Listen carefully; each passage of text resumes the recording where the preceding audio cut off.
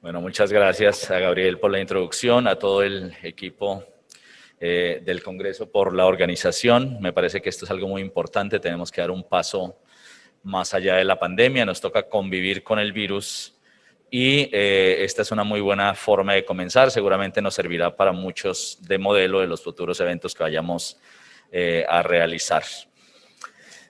Como les mencionaba Gabriel, vamos a hablar de la relación entre el potencial, entre la binauralidad y el potencial cognitivo en los niños. Este es un tema que llevo trabajando hace un par de años. Me quise salir un poquito de lo quirúrgico, que han habido muy buenas charlas quirúrgicas, y nos vamos a dedicar a un tema un poco más clínico. Vamos a hablar del potencial intelectual, que es lo que definiríamos como potencial intelectual, la relación entre la hipacusia y el potencial intelectual, algunas medidas que nosotros podríamos llamar indirectas, es decir, uno cómo mide el potencial intelectual de forma indirecta, la medición del coeficiente intelectual, que podríamos decir entre comillas que es una medida directa, y finalmente vamos a hacer nuestras conclusiones. Cuando uno habla de inteligencia no es fácil definirla. Obviamente hoy no tenemos una definición homogénea de qué es la inteligencia. Sabemos que es algo en lo cual el razonamiento, la comprensión y la resolución de problemas tienen un peso muy importante y que está desde el punto de vista fisiológico asentado en el sistema nervioso central. Eso es lo que podríamos hablar de forma muy rápida de qué es la inteligencia y que compromete una serie de procesos que no son lineales, sino que tienen una interrelación desde el punto de vista de retroalimentación, tanto positiva como negativa, muy, muy amplio y es muy complejo. Este es uno de los esquemas que hoy hay para definir la inteligencia, de todos los procesos neurológicos que ocurrirían para tomar, por ejemplo, una decisión para resolver un problema. Entonces, realmente el esquema se los coloco aquí, pero es un esquema que es bastante complejo. Bueno, uno cuando habla de la inteligencia, como les dijimos en las diapositivas previas, sabemos que se asienta en el sistema nervioso central. Ese es el órgano que es responsable de lo que nosotros conocemos como inteligencia. Y ya son varios los autores, no desde ahora, sino desde hace muchos años, que consideran que el proceso de desarrollo neurológico, tanto desde el punto de vista cognitivo, como motriz, como sensorial, es una pirámide, como lo vemos aquí. Esto es la propuesta que hacen dos españoles, Lázaro y Berrueso. Esta está hecha en 2009, es una propuesta relativamente nueva y se llama la pirámide del desarrollo de Lázaro y Berrueso. Lo mismo que las otras pirámides, en la base estarían una serie de estímulos, sobre todo sensoriales.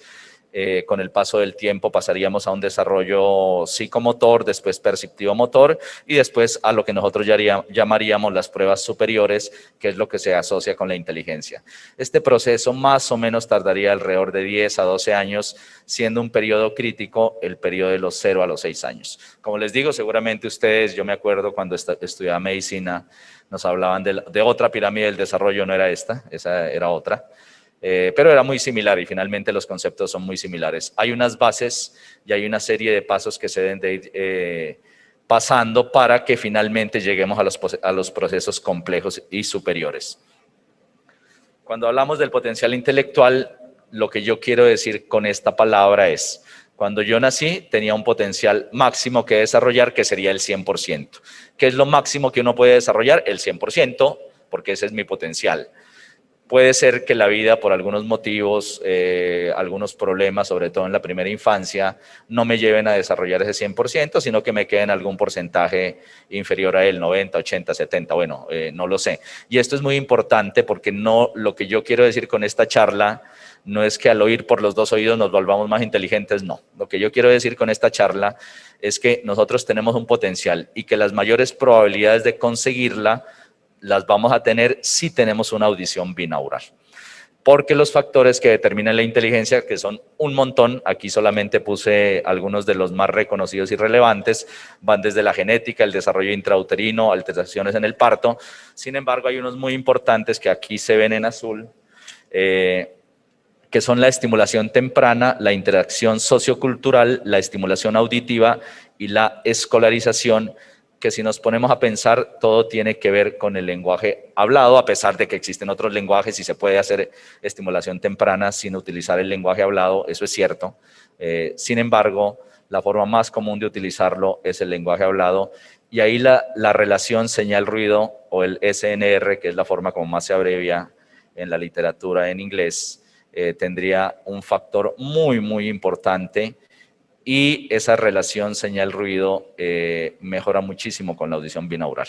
Y cuando nos referimos pues a potencial intelectual, nos referimos a que un niño, la idea de nuestros hijos y de todos los niños que atendemos es que hagan lo que finalmente quieran hacer en la vida y que tengan todas las herramientas para llegar a hacer lo que quieren y que no se vean limitados porque algo no se hizo o algo les faltó en la infancia.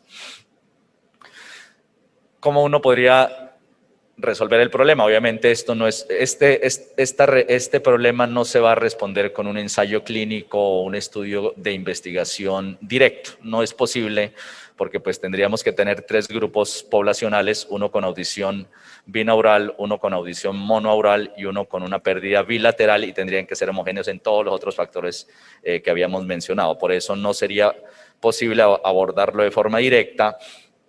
Sin embargo, tenemos unos datos muy importantes. Dentro de las causas de hipoacusia congénita, es decir, los niños que nacen con una pérdida severa profunda, alrededor del 35% de los casos, es decir, 1 de cada 3 niños no tiene nada más, porque se deben a causas genéticas no sindromáticas.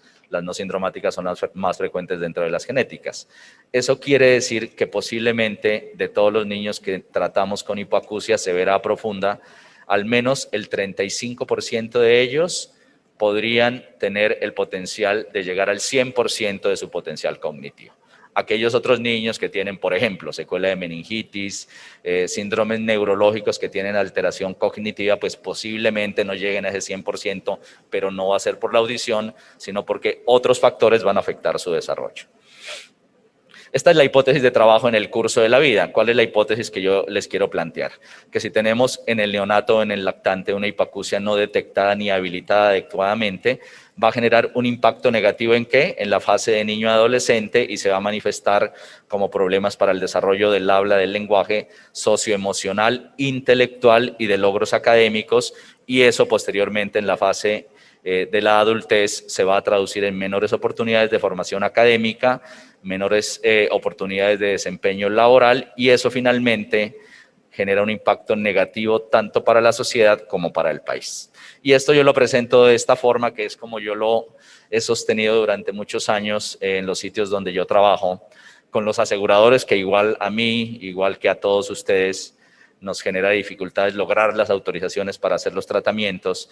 Es la forma como yo lo presento. De hecho, en mi charla inicial, obviamente yo cogía los mejores casos de mis pacientes postlinguales, les pedía la declaración de impuestos, y dentro de mi charla, cuando iba allá a los aseguradores, yo le decía, mire, este paciente el año pasado pagó esto en impuestos, el año antepasado pagó esto en impuestos, porque lo rehabilitamos y está trabajando. Si él no lo hubiésemos rehabilitado y no estuviese trabajando, pues este dinero que ingresa a la arca común a la que todos pertenecemos, que es el Estado, pues no hubiese llegado. Era la forma como yo durante algunos años defendí. Ahora afortunadamente tengo menos problemas con las autorizaciones, pero me tocó, y esa fue la forma como yo lo abordé. Con respecto a la argumentación, pues la pirámide de los niveles de evidencia que todos conocemos, en la base tenemos las opiniones de expertos, los estudios observacionales, los estudios de cohortes, los ensayos clínicos controlados y finalmente el metaanálisis fruto de una revisión sistemática. Es decir, cuando uno analiza la evidencia, obviamente tenemos que ver qué tipo de estudio estamos revisando y saber qué podemos y qué no podemos concluir con cierto tipo de estudios. Sin embargo, les quiero llamar la atención aquí a las revisiones sistemáticas y metaanálisis de estudios observacionales. Una revisión sistemática y un metaanálisis de un estudio observacional pues no va a tener el peso de un metaanálisis de un ensayo clínico, de ensayos clínicos controlados. Un metaanálisis de un estudio observacional, y se los menciono porque lo vamos a presentar en algunos de los que les voy a contar ahorita, está un poquito por encima de la base de donde se toma esa información. Por eso siempre que uno lee metaanálisis, tiene que ver cuál es la base de la cual se extrajo la información para saber si estamos en el ápice de la pirámide o estamos en un punto medio. Bueno, entonces vamos a hablar primero de mediciones indirectas. Acá arriba siempre va a aparecer el año de publicación y aquí siempre va a estar la pirámide del nivel de evidencia, que vemos es que este estudio es de un nivel de evidencia relativamente bajo. Se llama la asociación entre pérdida auditiva y disminución en el empleo y en los ingresos entre adultos de Estados Unidos. Este fue un estudio descriptivo transversal que corresponde a una encuesta de gastos médicos aplicada entre el 2006 al 2008 en Estados Unidos. Abarcó alrededor de 15.000 familias con alrededor de 40.000 individuos y la hipoacusia se identificó por el CIE-9, que era el vigente en aquella época, entre pacientes entre 18 y 64 años, y aparte de eso se midió su situación laboral y el ingreso y algunas otras variables demográficas. ¿Qué fue lo que encontraron? Ellos estimaron para aquella época que alrededor de 1 millón de personas en Estados Unidos tenían hipoacusia entre los 18 y 64 años, correspondía al 0.5% de la población, y las mediciones relacionadas con hipoacusia, que es las que les quiero presentar, ellos encontraron que la razón de ventajas para estar desempleadas o subempleadas, si uno tiene hipoacusia, en este estudio era de 2.2, el intervalo de confianza no abarca el 1, es decir, se trata de una asociación estadísticamente significativa. Y lo mismo en cuanto al ingreso. Encontraron que los pacientes con hipoacusia tenían un ingreso promedio anual de $23.481.000, que es alrededor de $8.000 menos que lo que ganaba un normeyente para aquella época, $7.791 menos exactamente.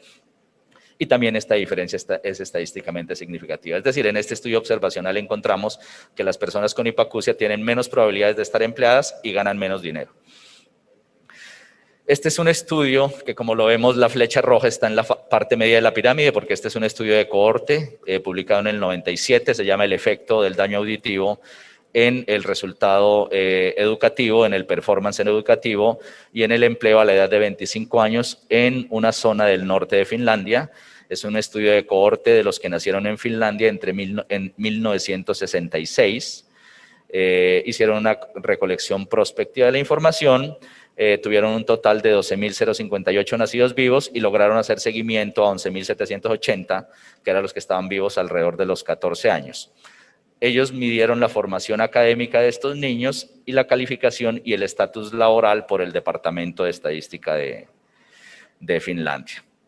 La definición de hipoacusia es muy similar a la que nosotros tenemos, hipoacusia definido como un PTA menor a 20 decibeles, una hipoacusia significativa cuando es de más de 25 decibeles y anormal cuando había una caída en agudos. Encontraron en total 395 sujetos con hipoacusia y de los controles tomaron 977 personas que los aleatorizaron para una relación aproximada de 3:1, un poco menos de 3:1, que es lo que se recomienda en un estudio de casos y controles. Bueno, ellos que encontraron que los pacientes con hipoacusia solo ingresaban a educación intermedia o superior en un 64%, mientras que los que tenían una audición normal o una audición levemente comprometida en un 88%, la razón de ventajas es del 2.1, que es estadísticamente significativa. Y en cuanto al empleo, a los 25 años encontraron que el grupo normal tenía un porcentaje de desempleo de 7%, mientras que los pacientes con una hipoacusia significativa era el doble, 14%. Conclusiones rápidas del estudio: los pacientes con hipoacusia tienen menos oportunidades de formación media y superior y tienen más posibilidades de estar desempleados en la edad adulta. Y así como este, hay varios estudios de mediciones indirectas que les tomo aquí simplemente las fotos, 2007, 2013, 2018, 2017, son estudios publicados en varios sitios donde se hacen mediciones indirectas de la relación entre hipoacusia y un posible inadecuado desarrollo cognitivo o disminución en el potencial cognitivo. Ahora vamos a lo que podríamos llamar las mediciones directas, haciendo la salvedad de que aquí lo que se va a hacer es mediciones del coeficiente intelectual bajo el supuesto de que las mediciones del coeficiente intelectual representan la inteligencia, lo cual obviamente tiene muchísimo debate, pero sin duda alguna es la mejor herramienta que tenemos hoy en día. O sea, ¿cómo medimos la inteligencia? A través de test de coeficiente intelectual, es lo mejor que tenemos hoy. Este primer estudio es un estudio descriptivo, un nivel de evidencia en la parte media de la pirámide, que se llama la pérdida auditiva bilateral está asociada con una disminución en la inteligencia no verbal entre niños de Estados Unidos de los 6 a los 16 años. Es un estudio publicado en el 2014, es un estudio descriptivo transversal, corresponde a uno de los estudios NANES, que son estudios transversales de estado de salud y nutrición en Estados Unidos. Es representativo de la población de Estados Unidos para esa época, se administró entre el 88 y el 94. En total, 4.823 niños a los cuales se les aplicaron pruebas audiométricas y un test de inteligencia no verbal, porque si estamos hablando de niños que tienen hipoacusia bilateral, pues van a tener problemas en el desarrollo del lenguaje y no entenderían, y no sería adecuado aplicar una prueba de inteligencia que use lenguaje hablado. Lo mismo, la hipoacusia se definió como un PTA mayor a 25 decibeles. ¿Qué fue lo que encontraron con respecto a la hipoacusia? Que los niños con hipoacusia bilateral tenían un bajo coeficiente intelectual con una razón de ventajas, una OR muy alta de 6.94, que es estadísticamente significativa, y que cuando se hizo el análisis multivariado, encontraron que esta variable permaneció asociada a un bajo coeficiente intelectual, incluso controlando las otras variables que en el análisis bivariado habían dado una asociación con un pobre IQ. En este estudio no se encontró asociación entre hipoacusia unilateral y bajo coeficiente intelectual. Este es otro estudio del año 2015, realizado en Nepal, en el área rural de Nepal, que de pronto puede tener alguna similitud demográfica y sociocultural un poco más con lo que vivimos en Latinoamérica. Se llama, la pérdida auditiva está asociada con una disminución en la inteligencia no verbal en una población rural de Nepal. Es un estudio descriptivo, parte media de la pirámide de evidencia. Se estudió a adolescentes y adultos jóvenes entre los 14 y los 23 años, y esta fue una corte de pacientes que les aplicaron un suplemento de vitamina A para ver el efecto de la vitamina A a lo largo del tiempo. Sin embargo, entre el 2006 y el 2008 decidieron a 764 pacientes hacerle pruebas audiométricas y una prueba de inteligencia no verbal. La definición de la hipoacusia es la misma, un PTA mayor a 25 decibeles. Ellos encontraron muchas variables asociadas. En este caso, del lado azul, lo vamos a ver variables asociadas a un mejor coeficiente intelectual, que encontraron en esta zona rural de Nepal, que ser hombre de casta alta, ser dueño de una bicicleta, un reloj o una letrina, ser alfabeta, tener mayor número de años en la escuela o estar empleado, se asocia a un mayor coeficiente intelectual. Desde el punto de vista de la hipoacusia, encontraron que los niños con hipoacusia bilateral tenían en promedio 3.16 puntos menos que sus pares normillentes en el IQ, y esta fue una diferencia estadísticamente significativa. Sin embargo, en la hipoacusia unilateral no encontraron asociación entre tener hipoacusia unilateral y un menor coeficiente intelectual. Aquí vamos a un metaanálisis, que era la advertencia que les hacía al principio. Este es un metaanálisis fruto de una revisión sistemática, pero como los estudios base sobre los que se hace el metaanálisis son observacionales, pues no está en la punta de la pirámide como nivel de evidencia, sino un poco por encima de donde estarían los estudios de casos y controles y las series de casos que fue de los que se tomó los casos. Corresponden a una revisión sistemática de la literatura publicada entre el 1980 y el 2014. En total encontraron 4 estudios que cumplían con los criterios de inclusión y no los de exclusión, y todos fueron calificados como de alta calidad. Uno de ellos fue hecho aquí en México, ahorita lo vamos a mirar en la próxima diapositiva. Se incluyeron niños de 6 a los 18 años, y se encontraron 173 niños con hipoacusia unilateral y se tomaron como control 202 niños normoyentes. Y se aplicó un test de coeficiencia intelectual verbal, es decir, el test tradicional que se aplica debido a que como es hipoacusia unilateral, pues los niños tienen lenguaje y perfectamente pueden responder a este test de inteligencia verbal, que es el que nosotros conocemos clásico, con una media en 100 puntos y una desviación estándar de aproximadamente 15 puntos.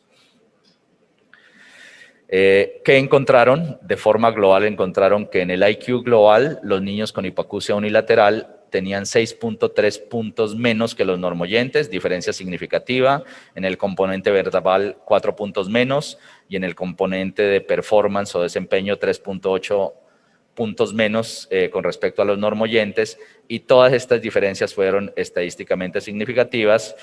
Este aquí, que es el estudio de Martínez Cruz del 2009, fue realizado en México con una población que probablemente representa mucho más a los pacientes que nosotros tratamos en Latinoamérica que los anteriores estudios que les mencioné, hechos en Estados Unidos o en Finlandia, que de pronto no son de las condiciones socioeconómicas y nutricionales que nosotros tenemos.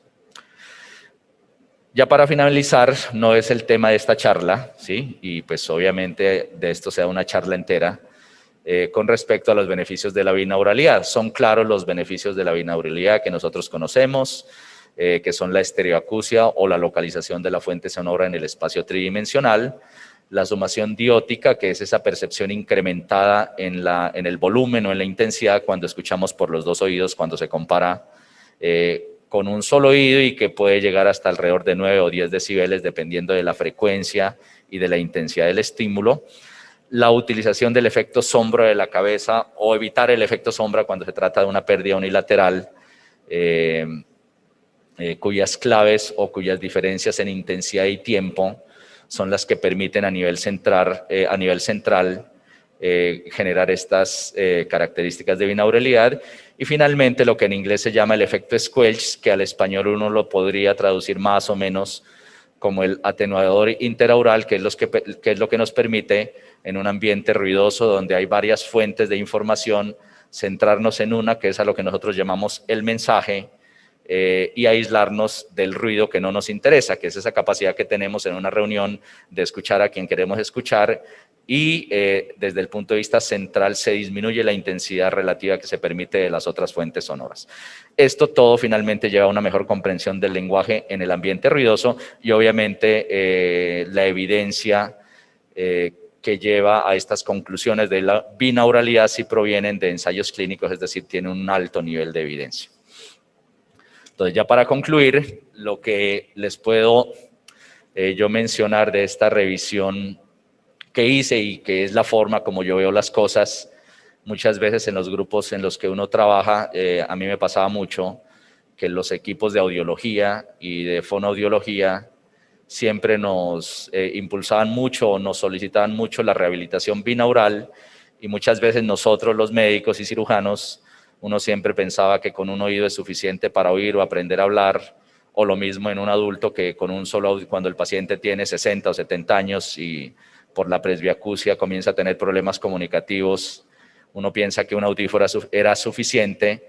Yo creo que eso no es así. Creo que la bilateralidad o binauralidad en cualquier tratamiento de salud auditiva que hagamos, sea en una cirugía de otosclerosis para colocarle prótesis, o en la presbiacusia porque necesite audífonos, o en niños que tengan pérdida bilateral, se debe hacer la rehabilitación binaural. Entonces, las conclusiones son que hay una muy clara asociación entre hipoacusia y menor desempeño académico y deficiente vinculación laboral. También hay una asociación entre hipoacusia bilateral y un menor coeficiente intelectual, y una asociación entre hipoacusia unilateral y un menor coeficiente intelectual. Y como les mencionaba en la última diapositiva, pues que no es el fondo de la charla, pero las ventajas fisiológicas de la binauralidad tienen un argumento muy contundente. Eso es todo. Muchas gracias a todos por la asistencia. Muchas gracias, Gabriel, por la organización.